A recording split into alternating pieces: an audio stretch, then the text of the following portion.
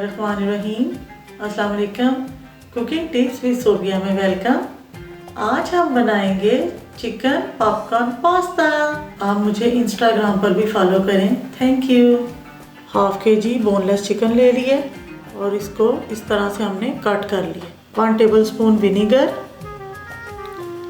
1 teaspoon नमक, 1 teaspoon काली मिर्च, 1 चुटकी अदरक का पाउडर, 1 चुटकी लहसुन का पाउडर, 1 टीस्पून लाल मिर्च का पाउडर, 1 टीस्पून सूखा धनिया। इसको हम अच्छी तरह से मिक्स कर लेंगे। अगर आपके पास विनेगर मौजूद नहीं है, आप नींबू का रस भी इसमें शामिल कर सकते हैं। 1 अदद अंडा, इसको हम 15 मिनट के लिए छोड़ देंगे। 1 प्याली मैदा, आधी प्याली कॉर्नफ्लोर, इन दोनों को मिक्स करेंगे।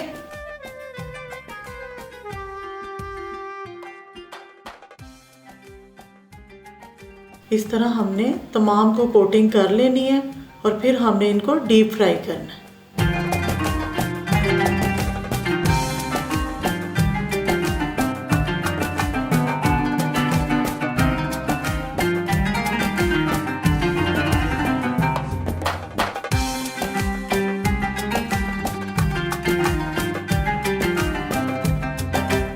थ्री टेबलस्पून कुकिंग ऑयल लेकर उसमें हम 1 टेबलस्पून नमक शामिल करेंगे, 1 टीस्पून काली मिर्च का पाउडर, 1 टीस्पून अदरक लहसुन का पाउडर,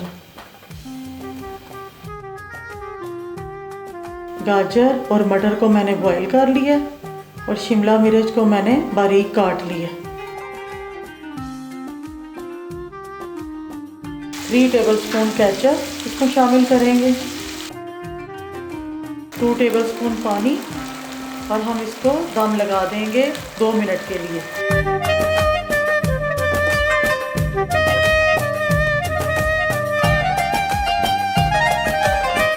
अब हम 2 मिनट के लिए इन्हें लो फ्लेम पर दम लगा देंगे। अगर आपको चिकन पॉपकॉर्न पास्ता की रेसिपी अच्छी लगी तो इसे ज़रूर ट्राई करना।